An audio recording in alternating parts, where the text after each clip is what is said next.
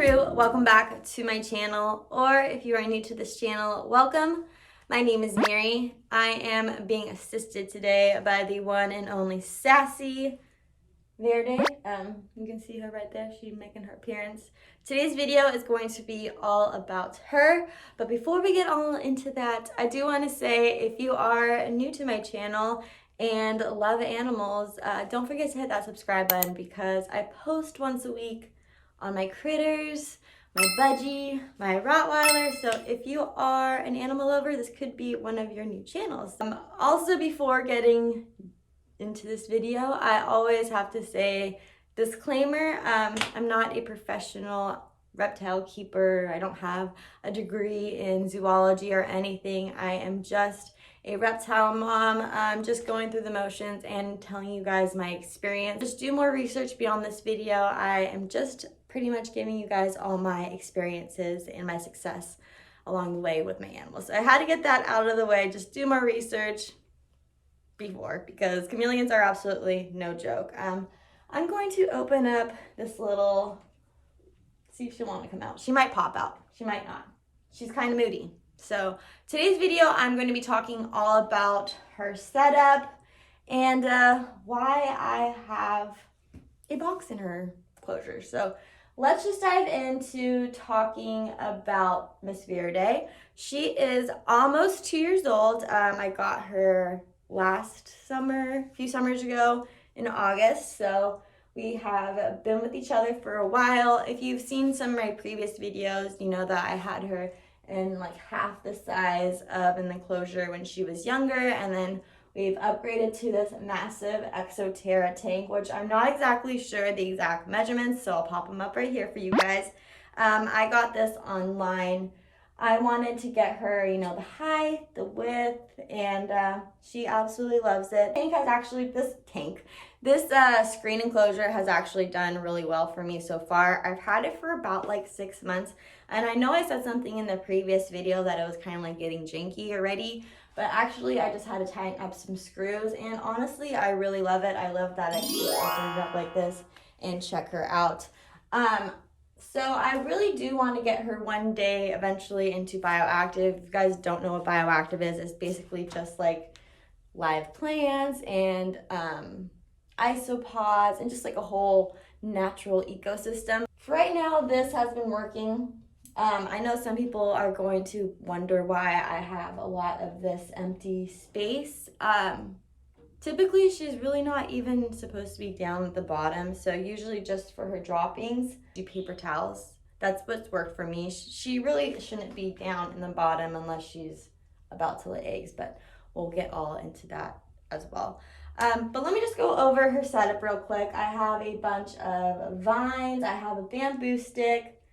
She's looking at me because she wants food. This little ladder, it's actually a bird ladder. This is where I clip her salad.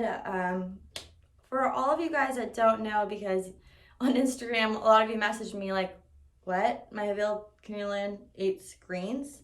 Yes, they eat fruits, veggies, and a selective fruit for a treat. They can actually eat a lot, but there's stuff they definitely can't eat. So I can't go over the whole list of everything they can and can't eat because that will take all day. For any animal, whether it be a dog, a chameleon, you guys, you have it right in your pocket. Just Google, is a potato safe for my chameleon? And it'll tell you, no. Is an onion safe for my dog? No. Google or YouTube, you'll figure it out all on there.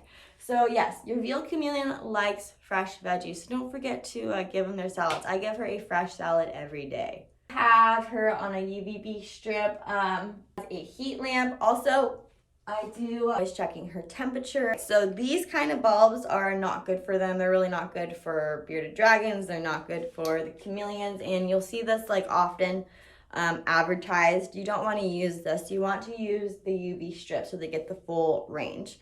Also, I do have, I know it's really hard to see, but in this back corner here, I have a water dripper, which is, I'm gonna have to just like zoom it all in for you guys.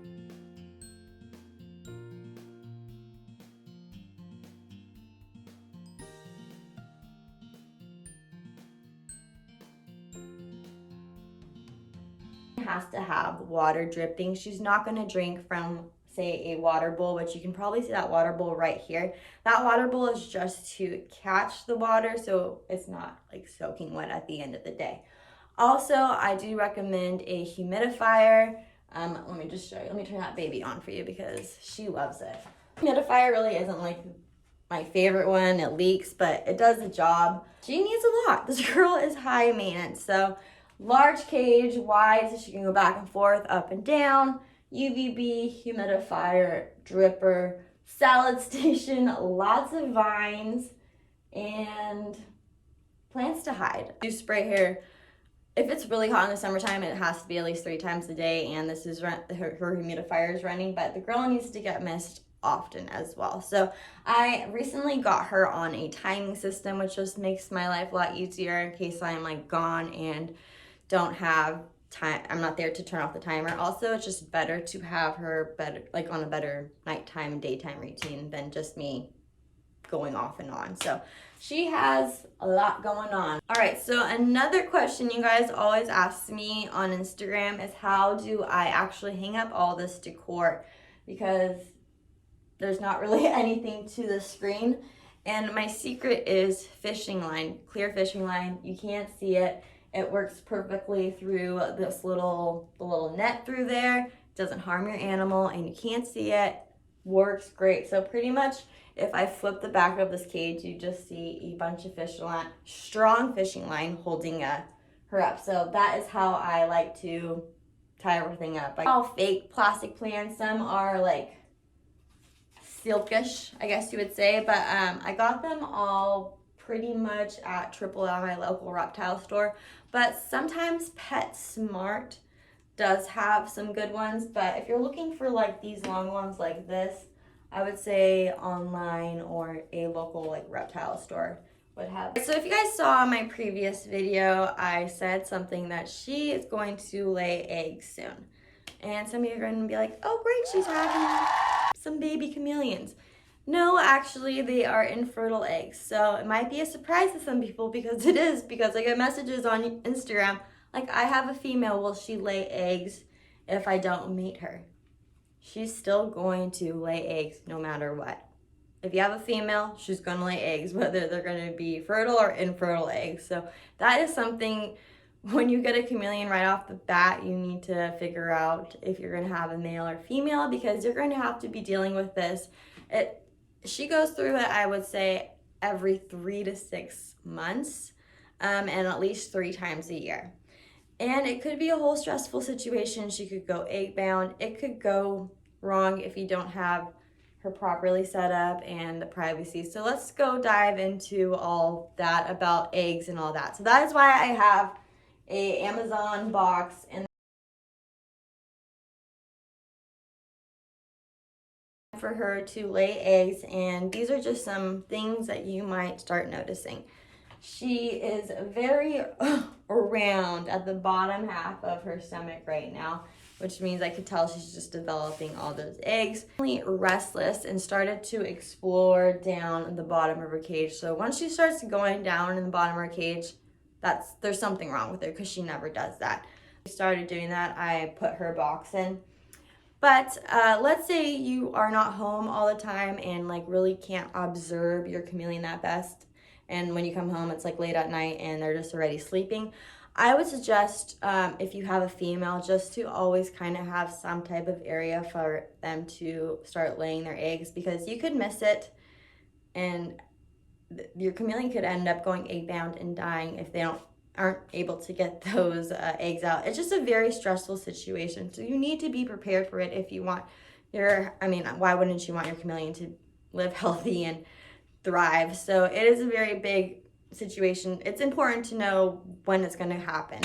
So restlessness, started looking down in the bottom of her tank. Attitude, she always has an attitude, so I wouldn't say it's like extra, but definitely will be a little bit more sassier. And then it does say some females will develop some more bluer spots, which is also another sign. So I'm going to leave this box in here, and like I said, in the next 2 to 3 weeks, she's going to start checking it out. When she's ready to start digging. She'll check it out and she'll actually just start digging and digging. She usually digs for like 2 days, finds the right spot exactly where she wants to start making this cave, and it's pretty mind-blowing. The play stand helps build the cave for them, if that makes sense. It just gives it more structure so it doesn't collapse on them. You can't put plain like dry dirt because they can't make a little cave out of it. I know it's really hard to explain. I don't have any previous videos of her actually laying. I have like a TikTok of it, which I'll post up for you guys.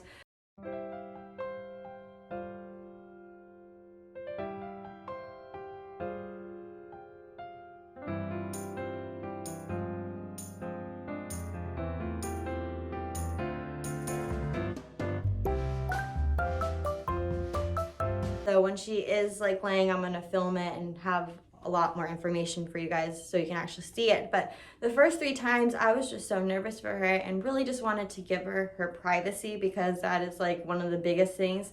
Once they start digging, you don't really, I mean, I know it's so hard not to be like, what are you doing in there? You're gonna lay them, and like you want to see her laying them, but you gotta leave them alone, because they get insecure, they get stressed out, they don't want you to look at them. They don't want to feel predator, they just want to focus on laying eggs. So as much as you want to go check them out and see what they're doing, you really need to just let them be. I'll probably only come in those like few, once I really know like she's gonna go, I'll only come into the room like if I absolutely have to. I won't be coming in and out. She needs privacy, so I guarantee you that she'll lay all those eggs. She lays a lot of eggs. Can lay up to 70 eggs, I've heard the most, but she typically is always like 20 eggs. But